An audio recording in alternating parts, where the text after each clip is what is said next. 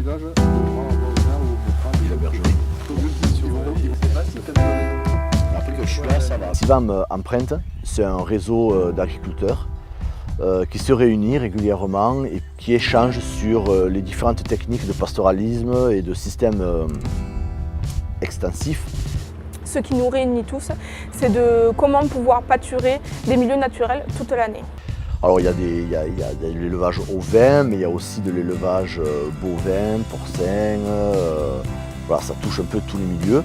On se réunit, on discute entre nous, on visite des fermes, on fait des diagnostics, il y a des intervenants qui passent. Notre groupe existe depuis une dizaine d'années, un peu plus, à peu près.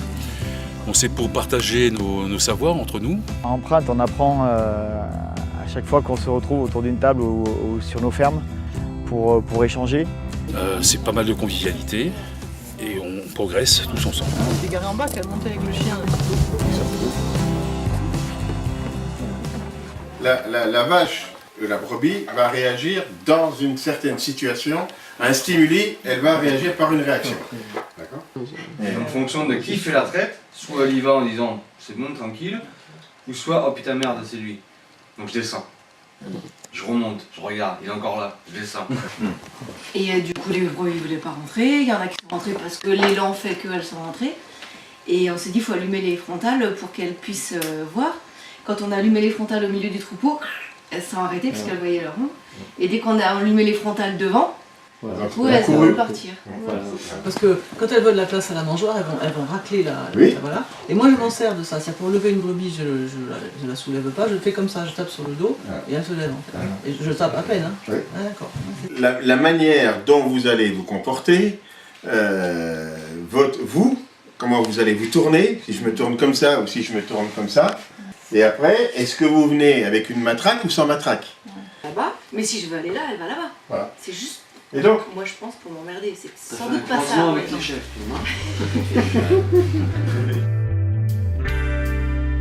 C'est quand on arrive dans un milieu qui n'est pas le nôtre, qu'on essaye de mettre des techniques qui ne sont pas très développées ou qui ne sont pas habituelles. Être dans un groupe d'éleveurs qui ont les mêmes objectifs, c'est vraiment soulageant, quoi. La convivialité est toujours nécessaire et pour que ça reste sur le long terme, moyen terme et long terme. Ben, au départ, quand je me suis installé, parce qu'avant j'étais fonctionnaire, j'avais quand même cette idée de me dire ouais, tu vas avoir des brebis, tu vas garder, tu vas être en colline et tu vas être un peu coupé du monde. Bon, c'était un choix, ça me dérangeait pas. Et en fait, c'est tout le contraire. Il y a une vraie vie associative.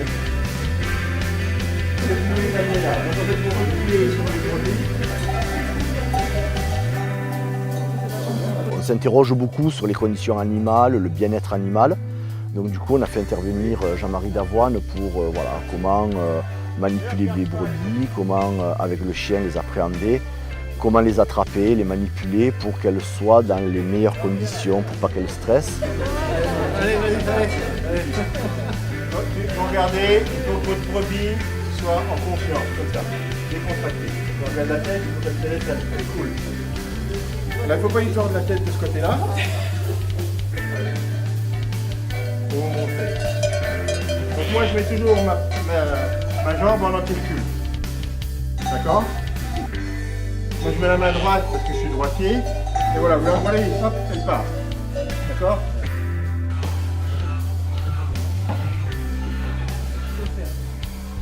Voilà, elle dort. Hein ? Non ?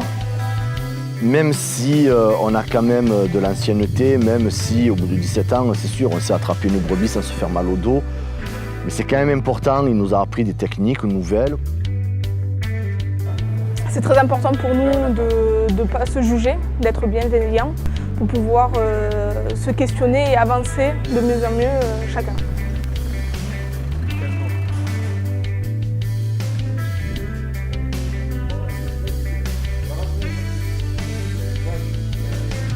Et du coup, grâce à ces échanges, on arrive à prendre un exemple sur l'un, sur l'autre. On arrive à évoluer dans nos systèmes. Parce que quand on est berger, c'est être aux soins, quoi. C'est pas faire uniquement de la viande.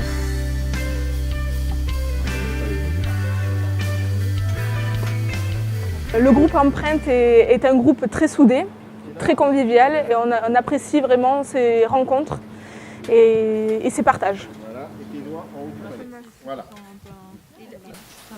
On évolue tout le temps, quoi. Il y a toujours des choses à apprendre, quoi.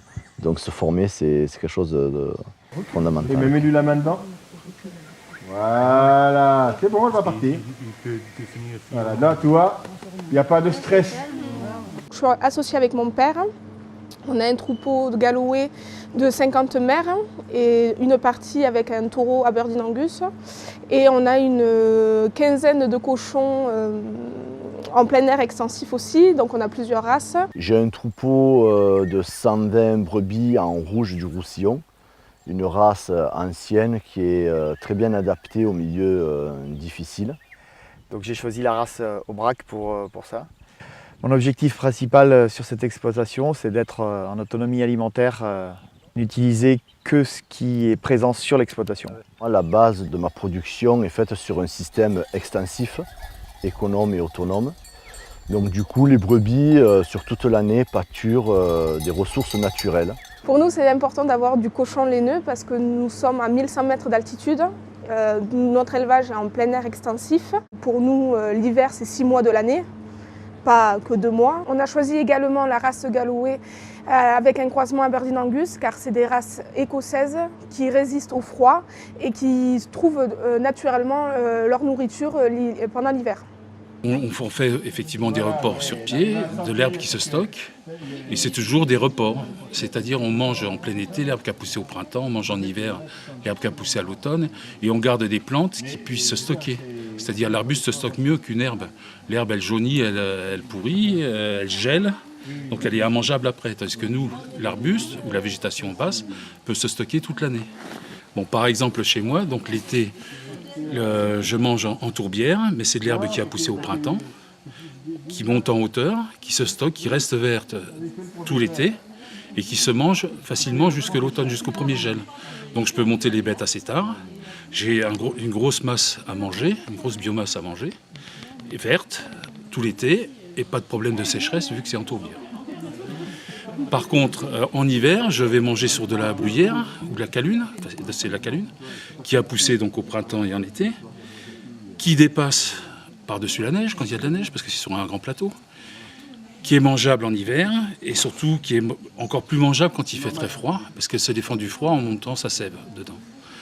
Donc l'hiver, je mange de la calune et l'été, je mange de la tourbière. On réactive les tourbières, on développe la sphaigne, donc c'est tout un intérêt pour le filtrage de l'eau, pour retenir l'eau en cas d'inondation, etc. Grâce à ce système de pâturage, de système d'élevage, basé sur des ressources naturelles, on achète très peu d'intrants. Je n'utilise pas de tracteur pour pouvoir labourer, travailler les sols, semer. Les brebis mangent de l'herbe indigène. Ensuite, les agneaux naissent au printemps. Ils sortent aussi en parcours. Je n'ai pas de clôture, je suis tous les jours à la garde avec mes chiens. Du coup, je n'achète pratiquement rien, à part un tout petit peu de grains, on va dire 2 tonnes par an, pour finir les agneaux, les 15 derniers jours. Mais sinon, les agneaux grossissent à l'herbe. Donc en 5 ans, j'ai déjà renouvelé plus de 70% du cheptel pour n'avoir que de la race Aubrac. Le deuxième gros travail qui a été entrepris déjà, c'est de cloisonner l'exploitation pour arriver à faire des pâturages tournants sur toute l'année. Les contraindre à rester dans des parcs et faire tourner les animaux pour avoir plus de jours de pâturage sur l'année. Même si je n'ai pas encore atteint l'objectif final, en 5 ans, je suis passé de 6 mois de pâturage à 10 mois de pâturage. Bon, le troisième point d'une grande importance pour moi, c'est l'adaptation des animaux. À les obliger à consommer que ce qu'elles trouvent sur l'exploitation. Plus que l'effet race, c'est l'effet apprentissage de l'animal. Les animaux se comportent complètement différemment qu'il y a 5 ans, lorsque j'ai repris l'exploitation. Il a fallu modifier pas mal de choses, apporter de l'eau dans les parcs. J'ai dû réaliser plus de 20 hectares de clôture. Donc ça m'a demandé énormément de travail pendant ces 5 ans. Mais là, je commence à me libérer de plus en plus de temps. Les bêtes font le maximum de travail sur les parcours, c'est-à-dire qu'elles les entretiennent. J'ai diminué de façon très significative mes passages de gyro pour que ce soit les animaux qui fassent le travail et pas moi. Par contre, le travail de surveillance des animaux, voilà, quand on a des animaux, ça reste. Mais ce n'est pas le plus désagréable d'observer ces animaux paître et de surveiller les vélages, la reproduction, etc. J'observe que mon travail aujourd'hui, je prends beaucoup plus de temps sur l'aspect commercialisation. Parce qu'aujourd'hui, je commercialise 100% de ma production en vente directe. Pour améliorer nos revenus, on commercialise en vente directe. Toute la production est vendue en vente directe. Ça permet de bien valoriser le produit et du coup d'avoir un troupeau avec un faible effectif, mais surtout de pouvoir gagner ma vie, quoi. La vente directe me permet ça, quoi. Donc même si j'ai dû réduire légèrement mon cheptel, valorisant davantage ma production, ceci est combiné avec une diminution aussi des charges, puisque je n'achète plus d'intrants, plus d'aliments, plus d'engrais chimiques depuis 2 ans maintenant. J'ai de bien meilleurs résultats économiques. Même si on a des petits troupeaux, on arrive à gagner notre vie correctement parce qu'on fait de la vente directe et on a diminué énormément nos charges de structure. Toute la valeur ajoutée nous revient à nous. De faire partager nos expériences de terrain et de les diffuser le plus large possible. D'amener ce savoir et ce savoir-faire dans les écoles. Puisque nous, dans notre système, ça fonctionne. Du coup, je pense que c'est peut-être une solution pour tous les jeunes agriculteurs qui veulent s'installer. L'agriculture de demain doit promouvoir ce type d'élevage économe en énergie, protecteur d'un environnement fragile, puisqu'on est sur des zones qui sont généralement délaissées par l'agriculture conventionnelle, car trop difficiles à mécaniser. Aider d'autres personnes à pouvoir pâturer ce genre de milieu.